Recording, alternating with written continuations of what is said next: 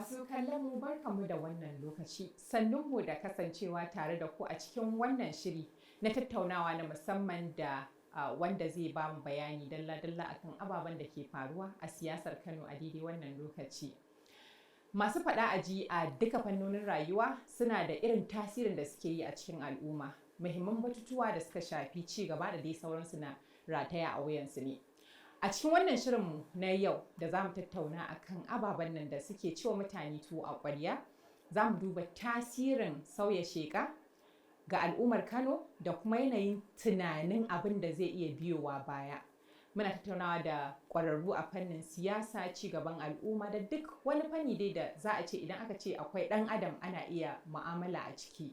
A yau za mu karkata ga tattaunawa akan siyasar Kano, jihar da ake kallo a matsayin wata cibiyar siyasar Najeriya, musamman idan aka duba madubin arewacin Najeriya.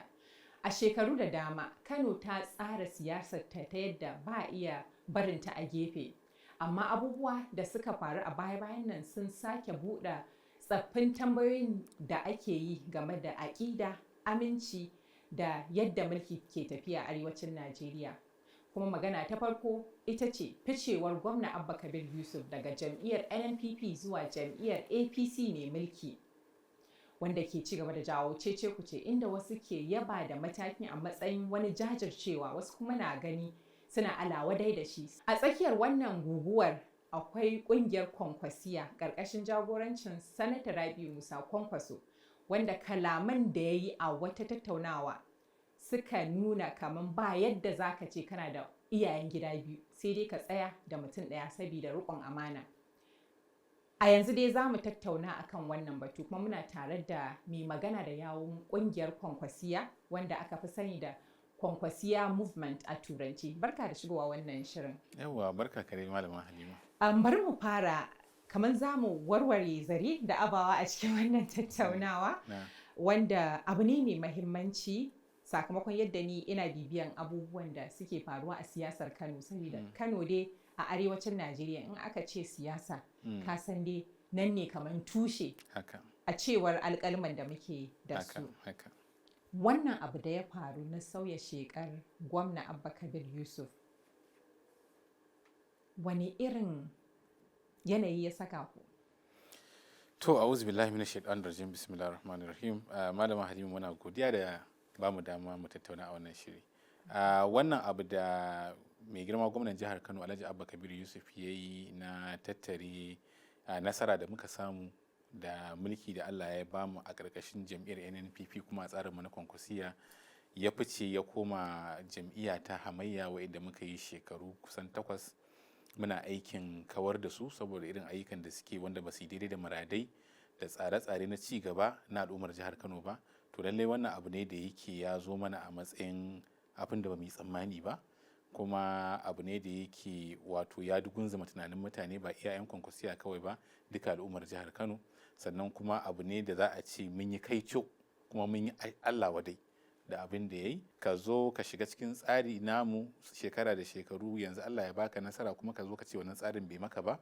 Muna ganin kaman akwai abin da za mu iya cewa kamar cin amana ne kai tsaye, saboda idan da a ce ba mu yi maka ba tun farko da baka zauna a cikin mu har mun zo mun yi maka aiki har al'ummar jihar Kano sun aminta da kai su zo su baka mulki ba, da sai ka yi tafi can ka je ka bi su Ganduje din da su suke baka shawa tun asali, ka je ka zauna tare da su, in sun ga cewa ka kai matsayin da za su iya baka takarar gwamna a jam'iyyar su ta APC sai su baka.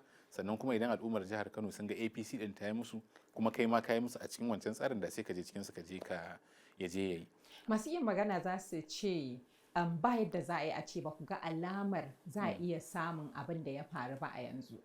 Misali, a cikin shekara sama da 2 muna neman na 3 kenan, don a cikin watan Mayu za a cika shekara 3 cif da samun wannan mulkin. Za ku ce babu alamomin da kuka gani na cewa akwai yiwuwar shi gwamnan zai sauya sheka, kuma ka yi maganar amana. Ba yadda za a yi a ce a cikin shekara 3 babu waɗannan alamomin. Shin ba ku lura ba ne ko kun kau da kai?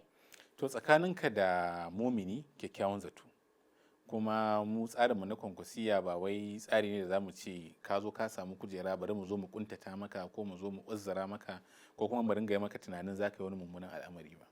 Kuma among all people ba wanda zai yi tunani mu a tsarinmu na Kwankwasiya cewa kana da wani dalili da za a ce wai Abba abba dai da kwankwasiya ta yi mai riga ta yi masa wando ta kawo shi wannan matakin da Allah ya kai shi ta silar ba da gudunmawa da al'ummar jihar Kano suka yi, kai tunanin zai zo ya bar wannan tsarin, ai zai yi wahala. Saboda haka wani lokacin ko da akwai wasu alamomi da za su iya nuna cewa akwai naƙasu ko akwai rashin biyayya ko da'a ga tsarin kwankwasiya din, ba lallai kai saurin ganowa ko ka bar su a matsayin haka ba, sai ka bar su a matsayin dan adamtaka, cewa watakila shi irin nasa tsarin kenan a matsayinsa na dan adam, ko kuma watakila yana buƙatar shekara ɗaya shekara biyu ya ƙara samun gogewa ta mu'amala ta shi kansa wannan nauyin da ya hau kansa, watakila kafin nan ya gane cewa ok to ya kamata ya gyara nan ya gyara can. Amma of course ba za ka rasa ganin dan abubuwa ɗaya biyu da za ka ce kai wayannan abubuwan ba daidai ba ne.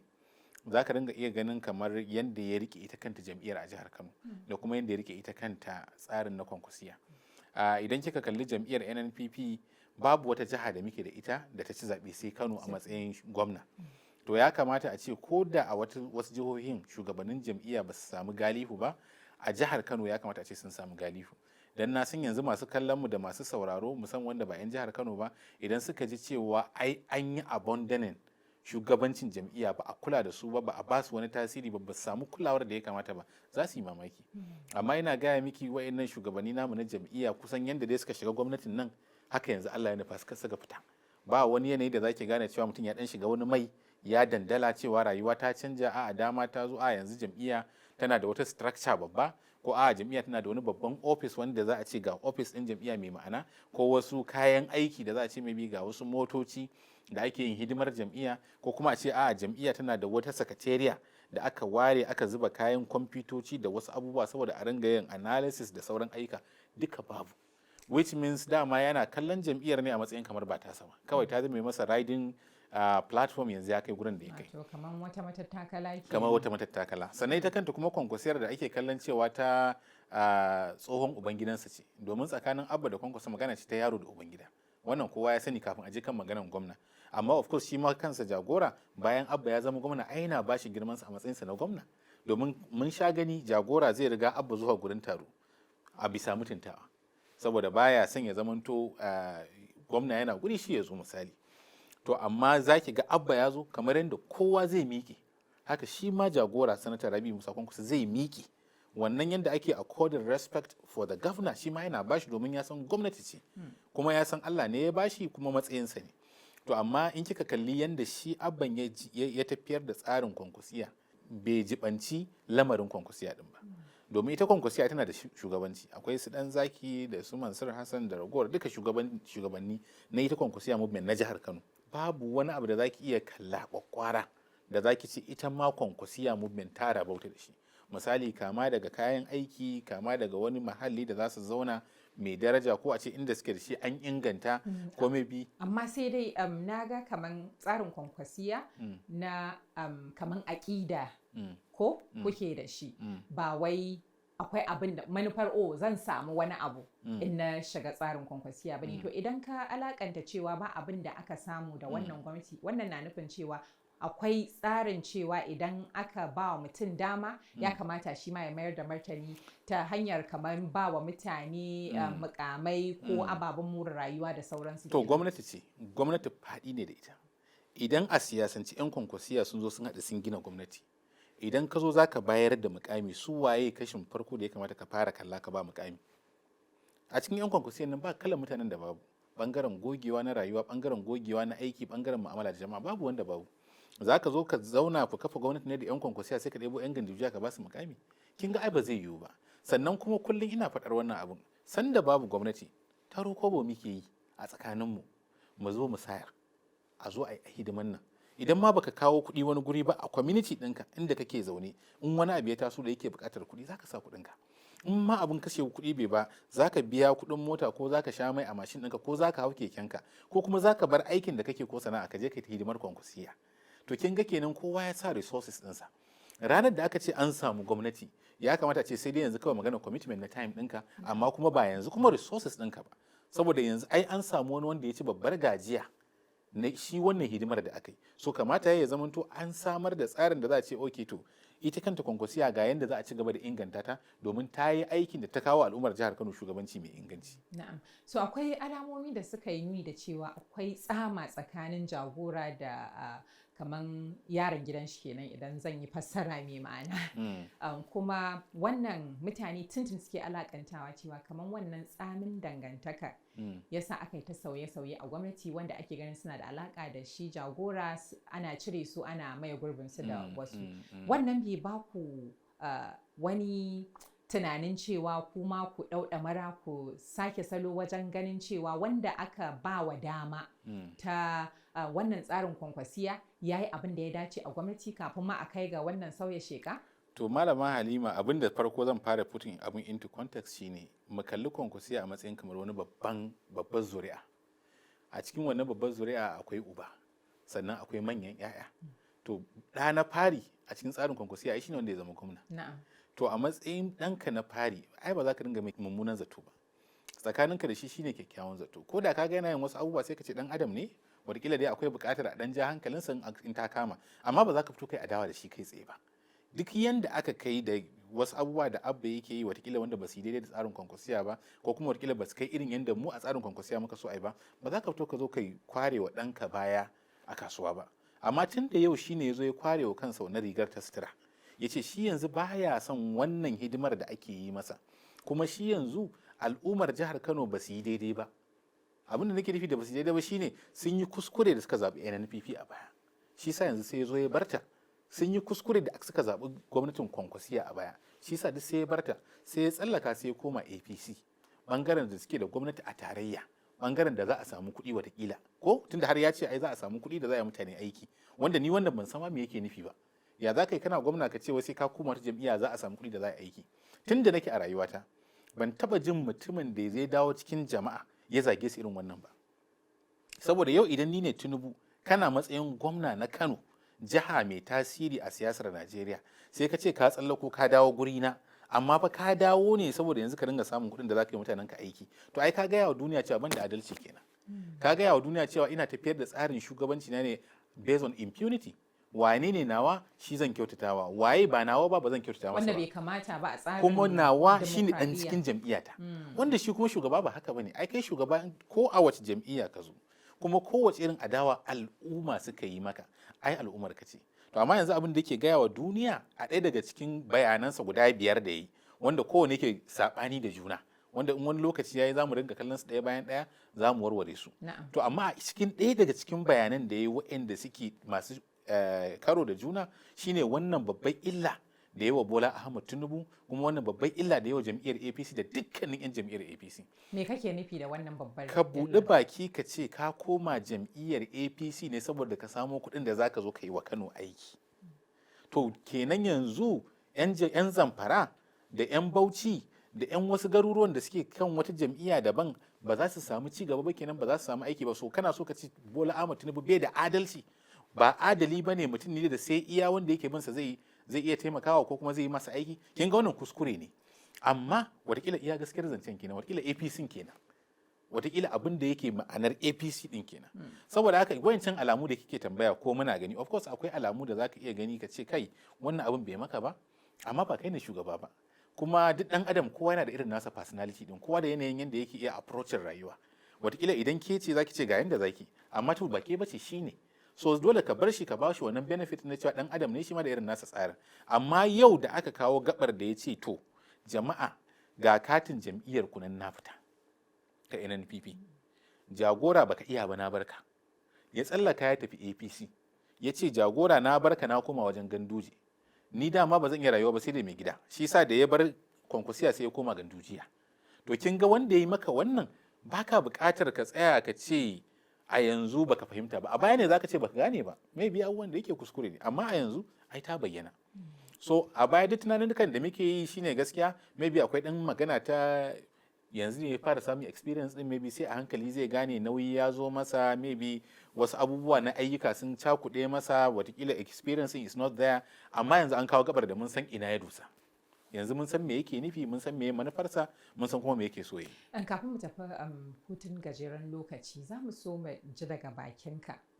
Shin za ka ce ba ku da masaniya cewa gwamna Abba Kabir zai bar jam'iyyar NNPP duk da kishin da ake ji an fi wata ɗaya ana cewa kamar zai sauya sheka? To lokacin da aka fara wani wasan Hausa a Kano wanda aka samu wani marubuci mara basira da kuma wanda ya ringa ba da umarni shi ma mara basira. Kowa a cikinmu har shi kansa jagoran jin abin muke a matsayin waiwai. Shi wannan wasan kwaikwayo shi ne wanda mutane suke taruwa a wata karamar hukuma a zo a saka musu kyamara irin takudin nan ko ta waya. Su ce wai suna kira ga mai girma jagora da ya jawo hannun gwamna Abba Kabir Yusuf mu zo mu koma jam'iyyar APC. Haka suka yi ta yin wannan wasan kwaikwayo. Kuma inda za ki gane babu basira shine sai suka yi ta amfani da template guda ɗaya. Abin da wane ya faɗa shi wane yake faɗa shi wane yake faɗa. Sannan ƙarin rashin basirar shine sai aka yi su within a span, short span. Ɗan gajeren lokaci kwana ɗaya kwana biyu kwana uku duka kowa ya zo yana aka yi ta yi. Sannan inda za ki ƙara rashin basira na abin shine ka zo ka ja mu jam'iyyar APC sai a yi shiru. Ai ya kamata a ce shi labari in ka fara daga farkonsa a kai ƙarshe. Ka zo ka ja mu jam'iyyar APC saboda a kaza da kaza da kaza. Idan an yi haka maybe Kano za ta rabauta da kaza. A'a mu Kwankwasiya za mu rabauta da kaza. A'a mai girma gwamna zai rabauta da kaza. Akalla to ka kawo wani sense of reasoning da mutum zai iya reflecting. To amma duk ma ba wannan ba. Wayanda suke yin maganar nan mutane ne da mafi yawancinsu suna cikin kwamiti ɗinmu na caucus. Ma'ana kwamitinmu na koli wanda muke da shi na jiha. To kin ga suna da damar da za su iya zuwa su ga jagora kai tsaye idan ma so su yi mai maganar. Me yasa suka tafi midiya ba su zo sun samu jagoran ba? Za a ce wata dabara ce? Sai dai makirci. Ai in dabara ce, ai to ga mutumin da ya zo ya ta yin aiki har Allah ya kai mu muka wannan gabar. Wasu su shigo wasu su fita. Sai kake da shawara. Ko da a ce shawara arziki ce. Ai abin da ya kamata sai ka je ka same shi. Jagora abin da mutane ba sani ba shine wato mutum ne mai mu'amala da kowa har na ƙasa. Ba wai magana ma masu mukami ba. Wallahi yau dinnan idan mutane su za su haɗa kansu yara masu yin talla a bakin danja wannan yaran kirki da suke tsayawa suna neman na kansu ba su ɗebi makami ba suka tsaya sai sun yi sana'a. Wallahi yau idan za su haɗa kansu su yi ƙungiya ba zai wuce musu kwana biyu kwana uku ba in dai jagora yana Kano za su je har gabansa kuma zai saurare su kuma zai musu bayani kamar yana magana da Tinubu. Saboda ya san muhimmancin su. To yaya za a yi mutumin da ya ba da wannan damar ta iya zuwa a same shi a ce wai ku da kuke jami'an gwamnati wasunsu kwamishinoni ne wasunsu akwai 'yan majalisa a ciki wasunsu akwai ciyamomi da shi oga mai girma jagora sanata Rabi Musa Kwankwaso ya ba su tiketi da suka zama ciyamomin jihar Kano. A ce wai yanzu sun san da suke zuwa su karbi tiketi ai ko? Na'am. Amma ba san da za su je su ce to oga ga shawara ba. Sai dai a yi wani makirci a zo ana faɗa a midiya. Kuma shi ogan nan bai ce ya yadda ba, bai ce bai yadda ba, bai ce me yasa kuka yi ba, bai ce me yasa baku yi ba, shi abban bai je ya samu oga ko ya fito shi publicly ya faɗa ba, kuma bai faɗi dalilinsa ba, amma a hakan suka tattara suka fita. Bari mu ɗan tafi ɗan takaitaccen hutu wanda idan muka dawo za mu ci gaba da tattaunawa akan waɗannan muhimman batutuwan da ya kamata al'umma su fahimta daidai da yadda tunani zai iya ɗauka. Bari mu numfasa za mu dawo nan da ɗan takaitaccen lokaci.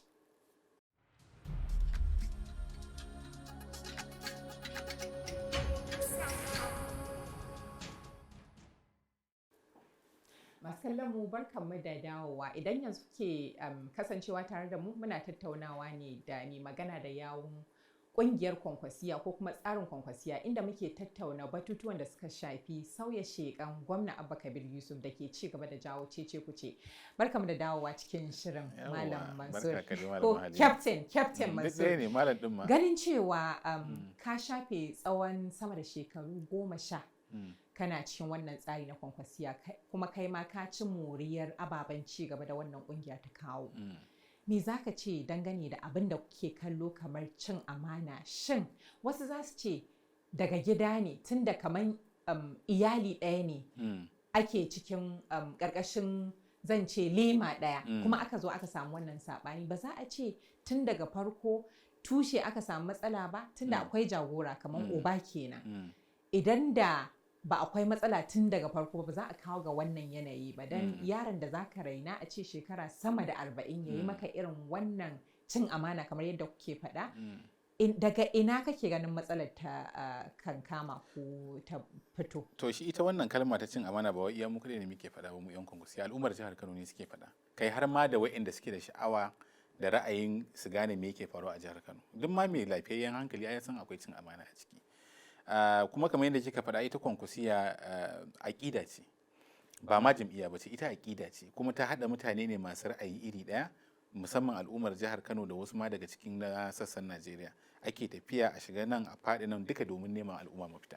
Kin yi zancen ina daga cikin wanda suka mori wannan tsari. Ban taɓa faɗa wannan labarin a midiya ba amma yau zan faɗa. Lokacin da mai girma sanata Rabi'u Musa Kwankwaso ya tsara zai ɗauki nauyin ɗalibai su je su karatu na harkar tukin jirgin sama, wala ba wanda na sani. Of course na san mutane, I know couple of commissioners a lokacin, amma ba wanda ya san ma ni zan nema. A hasali ma sanda za a abin ni ba ma na Kano, na tafi ayyuka na tafi yan bige-bige na rayuwa.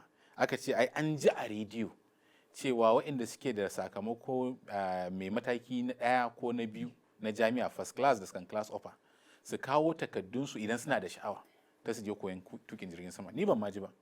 Wani cousin ɗina Muhammad Aliyu Kara shi ya ji, ya kira babana ya ce ga abin da ya ji, kuma ya san karatun da na gama, ya san sakamakon da na samu. Sai suka yi magana, aka kira na ce a bayar. Aka je aka rubuta takardun, aka je aka bayar. Ban ga kowa ba wanda ya ganni, ina can ina sagogi na aka kira ni a waya. Kai ne wane ni ne wane, to takardunka suna hannunmu kuma an ce kana neman admission a tsari na kaza. Na ce to ka zo ranar Laraba.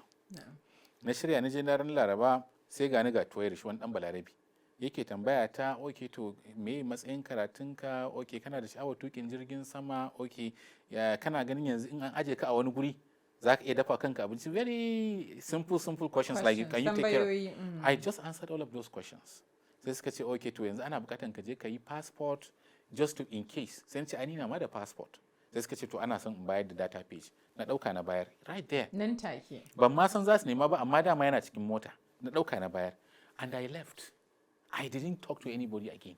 The next thing shine sai gashi ana kiran mu zo ranar Alhamis, kamar after 2-3 weeks ana neman mu a gidan gwamnati, amma mu fara zuwa ofisin sakataren gwamnati kuma mu zo da iyayen mu ranar Alhamis. Wallahi tallahi malama Halima, ni da abokina muka taso daga Jigawa mun je bige-bigen mu na rayuwa. Da yar jakata yar karama na zo gidan gwamnati muka haɗu da babana a gurin. Muna zuwa kawai aka bani passport ina da visa da ina jin ko dala 200 ne ko dala nawa ne, aka ce ai tafiya za mu je mu ga gwamna a gidan gwamnati. Sai kiran mamana ne ce to gafa abin da ake ciki, mu yanzu fa mun yi tafiya.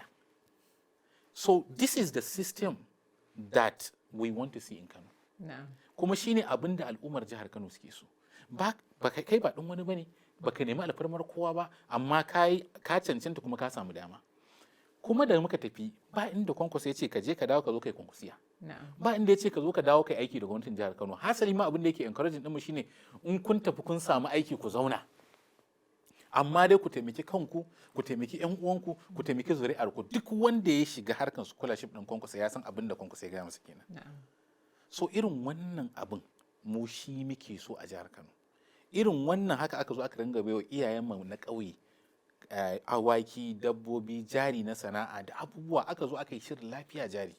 A kowane community kake zaka samu magani. Aka zo aka yi CRC wanda su kuma suke kula da tarbiyya da makarantu da sauran abubuwa. Aka yi abubuwa da suke inganta rayuwar al'umma. Mutanen Kano, wato in kina neman 'yan albarka wa'anda suka san halacci, ki je ki samu mutanen Kano. To wa'annan abubuwa da mutane da Kwankwaso ya yi musu shine yasa suke bin sa duk inda ya shiga. Kuma shine yake bakanta wa duk wani dan gurguzu da yake jihar Kano rai. In dai mutum dan gurguzu ne, dan kama karya, dan a ci daɗi lafiya, dan ya ci shi kadai, to baya son wannan tsarin, domin ai dole kuɗin gwamnati sai ka baza jama'a an yi aiki. To amma su wayannan mutanen, musamman kin ga 'yan gandujiya yanzu da na da na yanzu, na 'yan a ci daɗi lafiya da kuma banza ta faɗi da suka haɗe guri ɗaya, wannan abu ne ba sa so. Kuma shi oga ba fulatani ne, ba wai mutum ne da zai ce maka sai kai kaza sai kai kaza, sai dai nuna maka in ka ɗauka kayi falillahi alhamdu, in ba kai ba shi dai he will keep saying. Kamar misali sanda ake son a tura yara karatu, aikin san Kano State Government ta yi scholarship ko a ƙarƙashin wata Ministry of Science and Higher Education a wannan gwamnatin, suka ce za su tura mutum 1000, amma ka tura mutum 400 da ɗan wani abu, wanda dama process ne. In ka tura 400 in ka ƙara tarawa wani kashin, to wallahi kafin ai wannan, in kin san korafin da ugayi kullun cikin tambaya yake, yaushe za a yi kaza din nan, yaushe za a tura yaran nan, kun ce za ku inganta karatu na primary da na secondary, yaushe za ku fara, me kuke shirin yi? Shi iya tambayar ba zai cewa a zo a yi ba, wanda ya cancanta ma in cewa din a zo a yi, domin ai ideology ɗinsa aka hau kai, aka zo aka je matakin da ake kai. Kuma wannan abban da muke yin magana tsohon personal assistant ɗinsa ne, dama ya saba bashi umarni tun asali.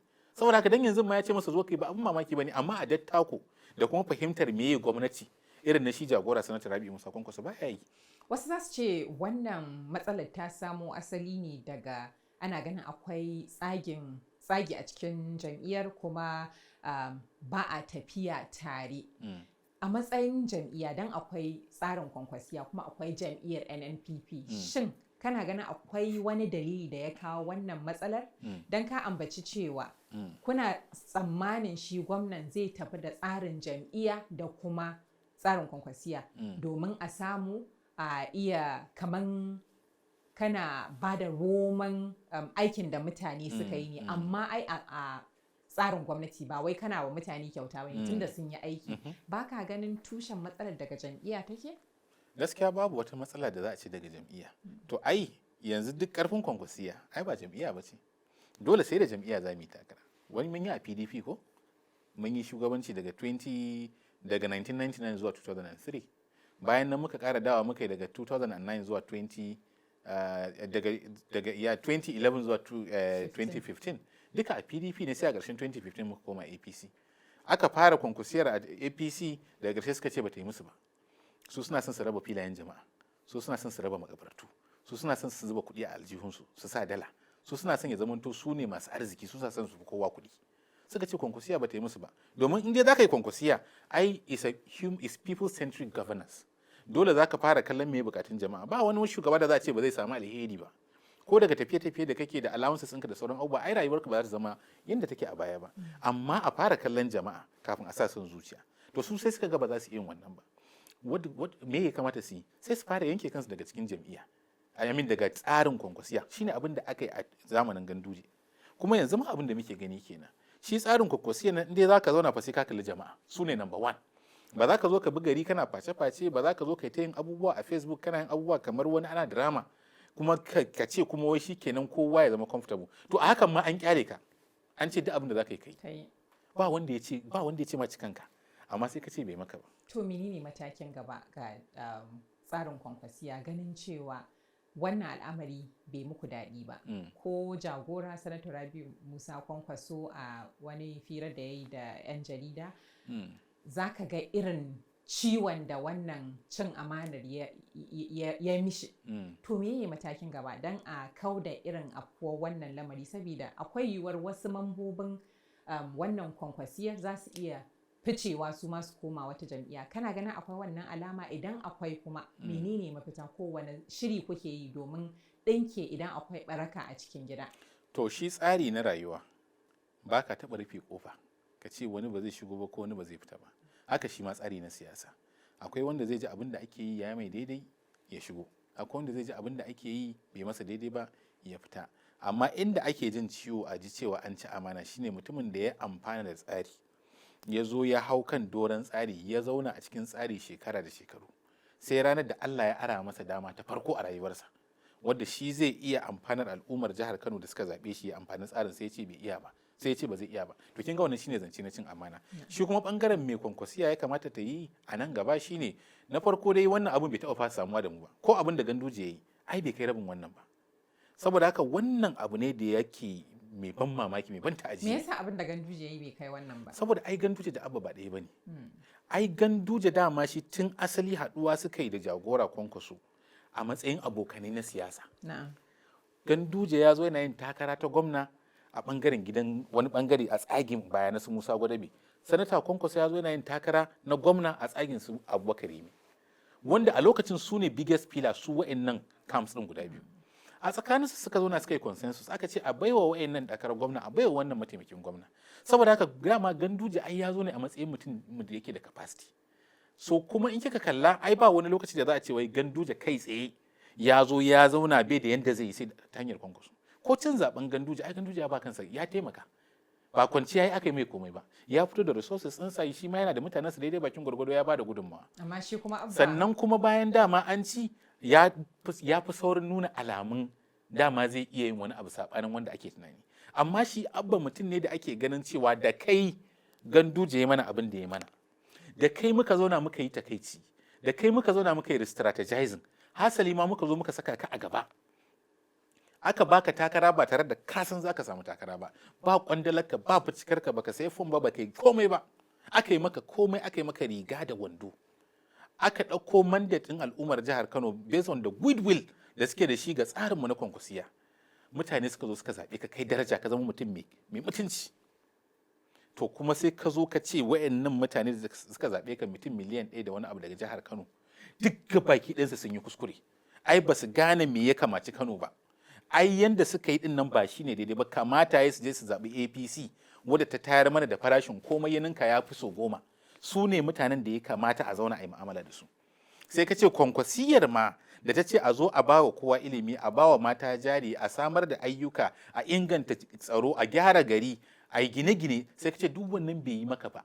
A zo yanzu a koma a yanka makabarta, a rushe makarantu, a lalata komai. Ka ce tsindin ma kai a takaici ka ma koma gandujiya. To idan kika kalli wannan ai babu abu, wato a yanzu mu ce wai ga matsayarin kai tsaye har ma mun yi figuring out abin da zamu, ai da mamaki. Abu ne da ya zo mana babu zato babu tsammani, aka ɗebe duk wani tasiri da ake da shi na al'umma aka je aka yi gurin da mutane suka ce ba sa so. Saboda haka kwankwasiya ƙungiya ce da take koyan darasi.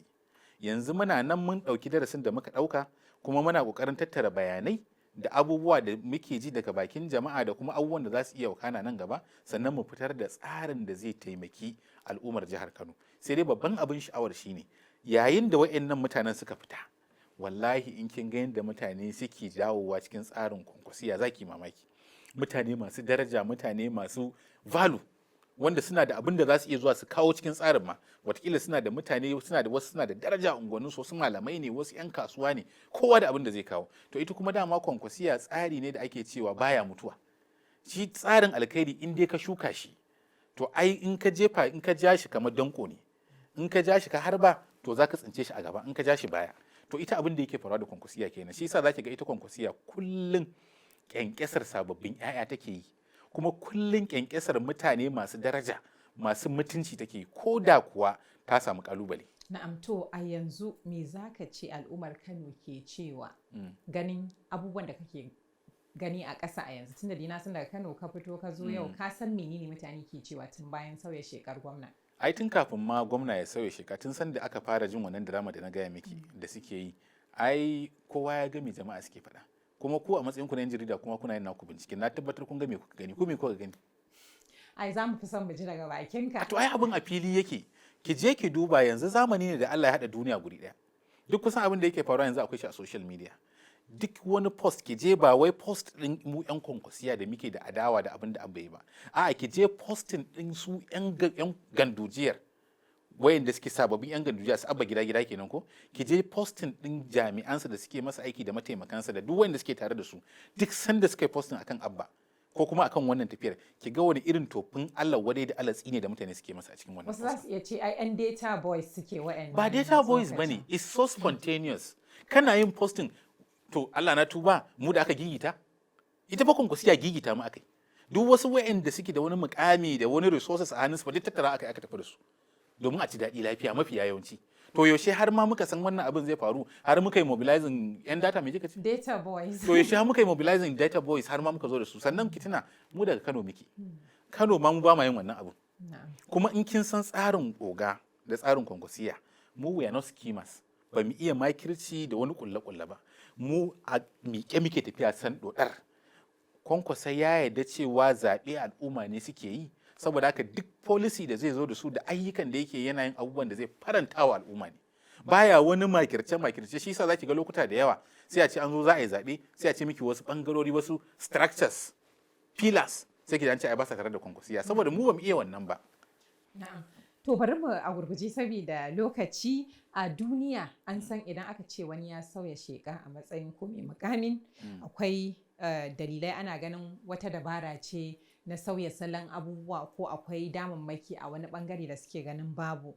Me yasa wannan abu ya fi ci muku rai a gurguje? Abin da yasa wannan abu ya fi ci mana rai saboda aiki ne da muka zauna muka yi da al'ummar jihar Kano tsawon shekara 8. Na'am. Kuma shine abin da jama'a suka yarda da shi. Na'am.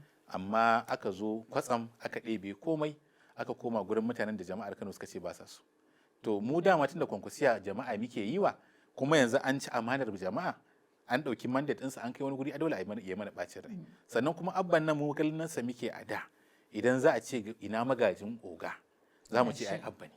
To kuma yau sai aka ce shi wannan dan farin wanda a dalilin tsayar da abba takara muka rasa manya-manyan mutane